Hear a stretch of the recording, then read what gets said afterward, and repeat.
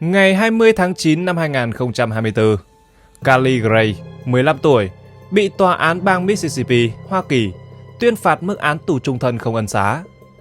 Kali đã ra tay tước đoạt mạng sống của chính người mẹ ruột, Ashley Smiley, 40 tuổi, chỉ vì những xích mích nhỏ nhặt trong cuộc sống hàng ngày. Cô con gái tàn nhẫn này thậm chí còn cố gắng kết liễu cả cha dượng. Động cơ là gì? Là lòng thù hận tích tụ qua thời gian, hay chỉ đơn giản là sự bất mãn của một thiếu nữ mới lớn, phải lệ thuộc tài chính vào mẹ mình trong suốt thời gian dài? Tại sao một cô gái trẻ tuổi, từng được nuôi nấng và yêu thương, lại có thể trở thành hung thủ tàn bạo với chính người sinh thành ra mình? Sự việc nào là giọt nước tràn ly trong mối quan hệ mẹ con này? Và quan trọng hơn cả, vụ án Kali Gray cảnh báo điều gì về những mâu thuẫn trong gia đình? Các bạn đang theo dõi kênh Văn Tùng Siêu Kỳ Án và mình là Văn Tùng. Nếu các bạn cũng yêu phá án và những câu chuyện trinh thám hấp dẫn, hãy để lại một like cho video và một subscribe để ủng hộ cho Văn Tùng Siêu Kỳ Án. Còn bây giờ mời các bạn theo dõi vụ án ngày hôm nay nhé. Kali Gray sống cùng mẹ ruột, bà Ashley Smiley và cha dượng, ông Heath Smiley, tại một ngôi nhà nhỏ ở ngoại ô Mississippi.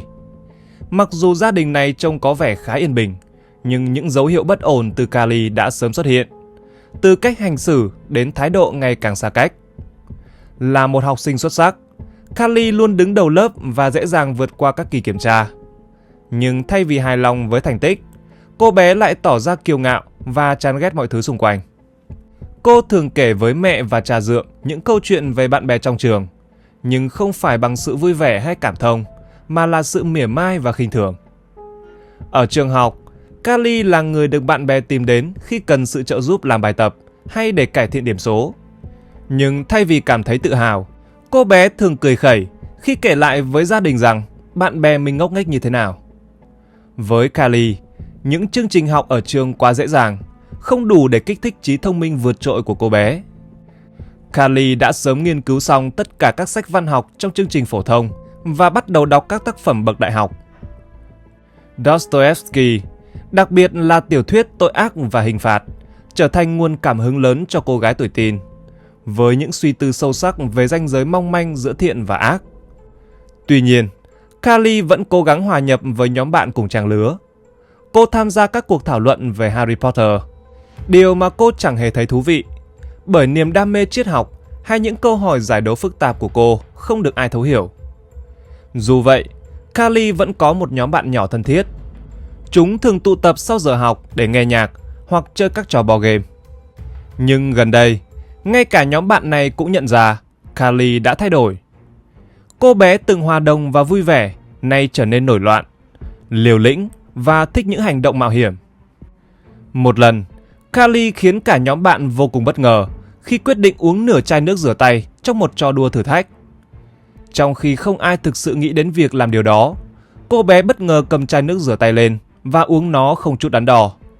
Hành động táo bạo đó dẫn đến một cơn đau bụng dữ dội, khiến cô bé phải đi cấp cứu và rửa dạ dày. Sự việc này khiến bạn bè Kali không chỉ bàng hoàng, mà còn cảm thấy cô bé đang thay đổi theo chiều hướng khó hiểu và có phần nguy hiểm. Kể từ thời điểm đó, Kali bắt đầu thể hiện thái độ bất cần, sẵn sàng thách thức mọi giới hạn. Cô cãi lại giáo viên, thậm chí lén lấy tài liệu bài kiểm tra từ bàn giáo viên và phát cho cả lớp. Dù sự việc nhanh chóng bị phát hiện, Kali chỉ bị nhắc nhở nhẹ nhàng. Nhà trường luôn dung túng cho Kali vì thành tích học tập xuất sắc của cô, và vì bà Ashley cũng là một giáo viên đang giảng dạy tại ngôi trường đó. Nhưng có lẽ chính sự dễ dãi đó lại khiến cho cô gái trẻ ngày càng khó kiểm soát, dẫn đến những hành vi vượt xa giới hạn mà không ai trong gia đình hay nhà trường kịp nhận ra. Ban đầu, Jason và Jenny, hai người bạn thân nhất của Kali, không nhận thấy sự thay đổi trong hành vi của cô bé. Chúng nghĩ rằng bạn mình chỉ đang trở nên vui vẻ hơn, cởi mở hơn, thậm chí có một chút nổi loạn đúng với lứa tuổi thiếu niên. Nhưng rồi, Kali bắt đầu đưa ra nhiều đề nghị kỳ lạ và có phần khó hiểu.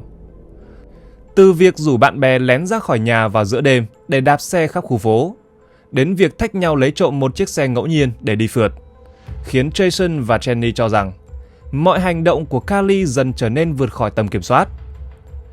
Không chỉ vậy, Carly còn kết giao và ngày càng trở nên thân thiết với những học sinh nổi tiếng quậy phá trong trường. Những đứa trẻ đó không chỉ có thành tích học tập kém mà còn sử dụng cả chất cấm. Carly không ngần ngại thử nghiệm mọi thứ, từ thuốc lá đến xả cân, thậm chí còn khuyến khích Jason và Jenny tham gia cùng. Dù cả hai đều từ chối, nhưng chúng vẫn chứng kiến sự liều lĩnh của Carly ngày càng một gia tăng.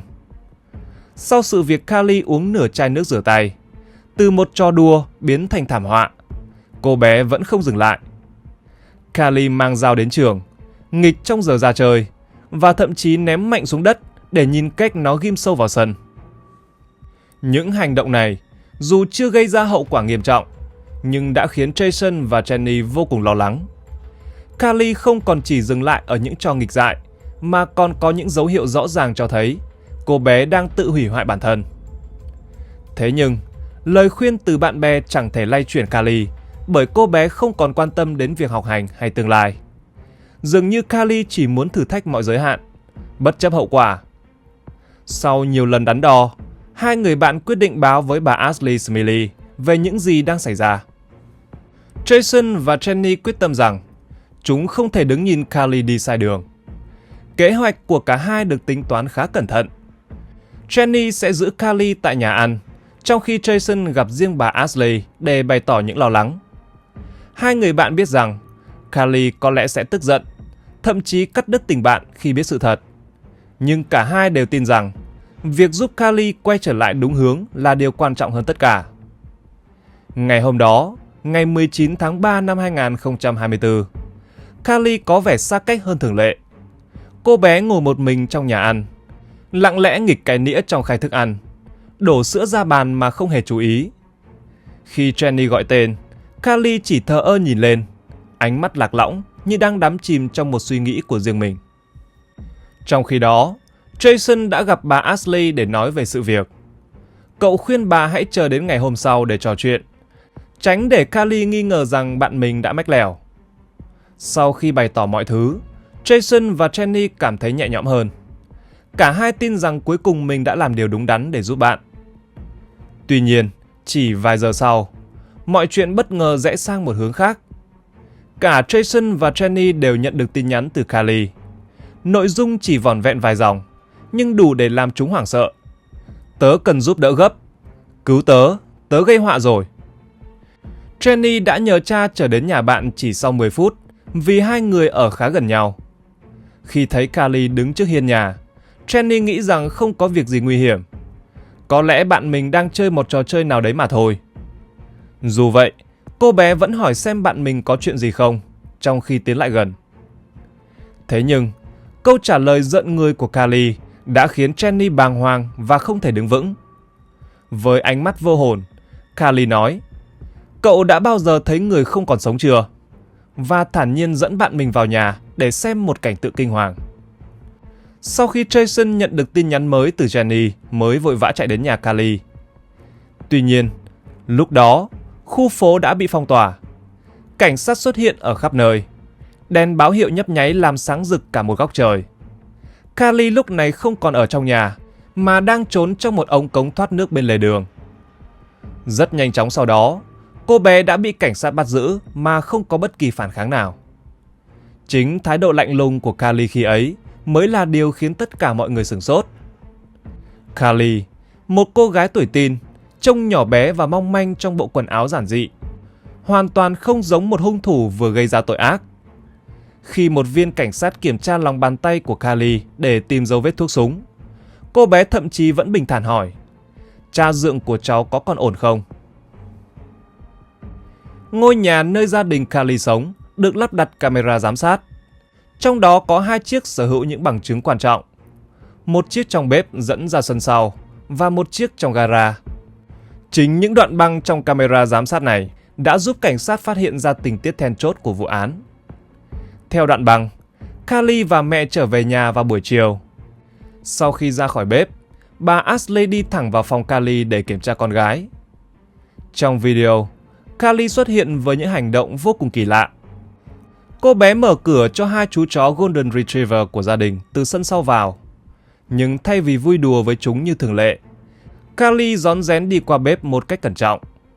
dừng lại lắng nghe xung quanh và liếc nhìn góc nhà trước khi biến mất khỏi khung hình. Khi quay trở lại, có thể nhìn thấy Carly giấu một khẩu súng sau lưng. Sau đó, tiếng súng vang lên cùng với một tiếng hét đau đớn và ngôi nhà dần chìm vào tĩnh lặng. Hai chú chó lập tức cụp đuôi, hoảng sợ chạy trốn vào góc bếp. Carly lại xuất hiện trên camera, cầm điện thoại nhắn tin cho bạn bè một cách vô cùng bình tĩnh. Dường như những chuyện xảy ra trước đó không hề liên quan đến cô bé. Ít phút sau, từ căn phòng nơi bà Ashley bị bắn, vang lên một âm thanh yếu ớt. Cô bé quay trở lại kiểm tra, nhưng không có gì bất thường. Khi Carly trở lại bếp, cô nhẹ nhàng nói với hai chú chó rằng không sao đâu, như thể để trấn an, rồi thả chúng ra sân sau. Đúng lúc này, người bạn Jenny của cô bé cũng vừa đến nơi. Khi thấy bạn mình, Carly lạnh lùng hỏi, cậu đã bao giờ thấy người không còn sống chưa? Tớ đã bắn 3 phát vào mẹ, giờ còn 3 phát nữa dành cho cha dượng. Sau đó, Carly yêu cầu Jenny ra sân sau cùng hai chú chó, và Jenny nhanh chóng làm theo. Trong khi đó, cô con gái bất trị cầm điện thoại của mẹ để giả danh nhắn tin cho cha dượng. Anh sắp về chưa, anh yêu. Cha dượng của Carly, ông Heath, khi ấy đang trên đường về nhà nên đã trả lời, anh gần đến rồi. Khi ông vừa bước vào cửa, Carly lập tức nổ súng nhưng phát bắn không chính xác. Viên đạn sượt qua cổ của Heath khiến ông bị thương, nhưng may mắn không nguy hiểm đến tính mạng. Trong cơn hoảng loạn, ông Heath nhanh chóng lao tới, hất văng khẩu súng khỏi tay Carly. Đến khi đó, Carly mới hoảng sợ rồi bỏ chạy và trốn vào trong một ống cống thoát nước gần nhà. Chính ông Heath là người đã gọi cảnh sát. Trong cuộc gọi khẩn cấp đến tổng đài 911, giọng ông run rẩy rồi hét lên, con nuôi của tôi vừa cố lấy mạng tôi. Nó đã xử lý mẹ nó rồi. Tôi không thể tin được. Ông hoảng loạn đến mức nhân viên trực tổng đài lúc đầu còn nhầm giọng ông với một người phụ nữ. Khi cảnh sát đến hiện trường, ông Heath không thể bước ra khỏi nhà mà chỉ ngồi thẫn thờ dưới đất. Theo lời khai ban đầu, Heath và Ashley gặp nhau vào năm 2019, kết hôn năm 2020. Carly không phải con ruột của ông. Khi cô bé 9 tuổi, Heath đã trở thành một thành viên mới trong gia đình và đối xử với Carly như con gái ruột. Ông đưa cô bé đi học các lớp ngoại khóa, học karate và làm tròn vai trò của một người cha trong gia đình. Cha ruột của Carly là một người không mấy thân thiện. Dù ông được phép gặp Carly, nhưng những lần gặp gỡ đó không đem lại những điều tích cực cho sự phát triển của trẻ em, nhất là trong giai đoạn dậy thì. Ví dụ, ông ta hút thuốc lá trước mặt Carly và cố ý thổi khói vào mặt con gái khi cô bé nói về tác hại của khói thuốc. Ông ta còn sử dụng chất kích thích trước mặt cô bé khi Carly 12 tuổi. Ông ta đưa cho con gái một chai bia và yêu cầu cô bé uống cùng mình. Có lẽ vì những hành vi của người chồng cũ mà việc Carly bị phát hiện dùng chất cấm đã trở thành cú sốc lớn đối với Ashley. Vì lo sợ chồng cũ sẽ có những hành vi quá khích, Ashley thường để một khẩu súng 357 Magnum không nạp đạn dưới đệm giường trong phòng ngủ. Và khẩu súng đó đã bị Carly lấy để gây án mạng vào ngày 19 tháng 3. Một tuần trước vụ án, Carly viết trong nhật ký, có tiếng nói vang lên trong đầu mình. Chúng tôi đùa giỡn như thể là bạn bè của nhau. Có lẽ tôi nên viết nhật ký trở lại. Đó là thói quen tốt. Tôi vẫn chưa quyết định có nên kể điều này với nhà trị liệu ngày mai hay không. Trong cùng cuốn nhật ký, có một trang bị vò nát với dòng chữ ở giữa. Hình như tôi không chịu nổi nữa. Xung quanh dòng chữ này là các từ viết theo hình xoắn ốc. Cứu tôi, và xin lỗi. Khi được hỏi về những ghi chép này, Carly cho biết cô không nhớ là mình đã viết chúng. Trên một trang nhật ký khác bị xuyên thủng bởi ngòi bút chì, Carly viết: niềm tin của tôi, Chúa không tồn tại. Thiên đường và địa ngục chỉ là bịa đặt. Bạn không cần gia đình. Chúng ta tự định đoạt số phận của mình. Chúng ta không thuộc về ai cả. Hãy yêu bản thân. Chúng ta không cần phải nổi bật. Ai đó có mặt xấu là điều bình thường. Đôi khi cần bước vào bóng tối để thấy ánh sáng thật sự. Ảo tưởng lớn nhất của đời người là sự ngây thơ. Ngoài ra còn có các ghi chú khác như: tôi bị tâm thần phân liệt, Hình như tôi đang mất kiểm soát và tôi biết các người sẽ đọc nhật ký này. Ha ha. Tại phiên tòa xét xử, luật sư bào chữa của Carly đã đưa ra lập luận rằng thân chủ của mình không ổn định về mặt tâm lý. Hành động của cô bé là kết quả của một trạng thái tinh thần bị xáo trộn nghiêm trọng. Thế nhưng, trong những đoạn video giám sát tại ngôi nhà được trích xuất, không ai có thể tin tưởng vào lời bào chữa này. Cô gái nhỏ bé ấy không hề hoảng loạn hay mất phương hướng. Hành động và thái độ của Carly khi ra tay với chính mẹ ruột của mình vô cùng bình thản và tính toán đến mức đáng sợ.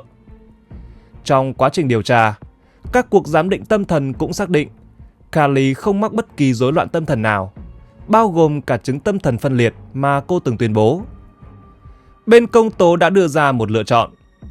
Carly có thể nhận tội tước đoạt sinh mạng của mẹ mình và cố ý gây thương tích cho cha dượng, thì cô sẽ nhận án tù 40 năm không được ân xá. Nhưng nếu Carly quyết định tiếp tục ra tòa để kháng cáo, cô sẽ phải đối mặt với 2 án tù chung thân. Thế nhưng, kẻ thủ ác nhí đã từ chối thỏa thuận và phiên tòa diễn ra rất nhanh chóng. Bồi thẩm đoàn kết luận, Carly có tội với tất cả các cáo buộc. Vào đúng ngày sinh nhật 15 tuổi, Carly Gray bị tuyên án tù chung thân mà không có khả năng được ân xá, và phần đời còn lại của cô sẽ phải trải qua sau song sắt. Tại sao Carly lại hành động như vậy? Đây là câu hỏi khiến nhiều người không thể giải đáp. Cô bé không bị bạo hành hay cấm đoán, và cuộc sống bên ngoài xã hội cũng không có vấn đề gì đáng kể. Điều đáng chú ý là ông Heath, người được xem là nạn nhân của vụ án, lại đứng ra bảo vệ Carly tại tòa. Sau sự việc, ông đã tự nguyện giao nộp đoạn video từ hệ thống giám sát tại nhà cho cảnh sát. Nhưng trong một sai sót kỹ thuật, ông đã vô tình xóa toàn bộ dữ liệu gốc khi cố gắng sao chép đoạn video sang máy tính. Trong phiên tòa, Heath làm chứng rằng Carly bắn ông chỉ vì cô không nhận ra ông, nhầm ông là một tên trộm đột nhập vào nhà. Ông còn cố gắng giảm nhẹ tội cho Carly, bảo vệ cô bé trước những lời cáo buộc nghiêm trọng nhất. Đáng chú ý hơn cả là một khoảnh khắc gây chấn động. Khi công tố viên yêu cầu Heath chỉ ra người đã bắn ông mỉm cười, chỉ vào Carly và cô bé đáp lại bằng một nụ cười. Cảnh tượng đó khiến nhiều người tại tòa cảm thấy khó hiểu. Một đoạn video từ phiên tòa ghi lại khoảnh khắc Heath nhìn con gái nuôi và gật đầu, thì thầm bố yêu con. Thật khó tin khi câu nói này đến từ một người đàn ông vừa mất đi người vợ yêu thương dưới tay chính cô bé mà ông đang cố bảo vệ, và còn bị cô bé ấy ám sát không thành công. Sức mạnh từ tình yêu thương, tha thứ tất cả của Heath dành cho Carly là một điều khó lý giải. Phải chăng Heath thực sự bị cô con gái nuôi thao túng? Hay ông đang cố gắng che giấu một bí mật sâu kín hơn về gia đình này? Ngay cả khi không có bằng chứng nào cho thấy Heath có hành động không đúng mực với con gái nuôi, nhưng những chi tiết kỳ lạ trong vụ án vẫn khiến dư luận không khỏi băn khoăn.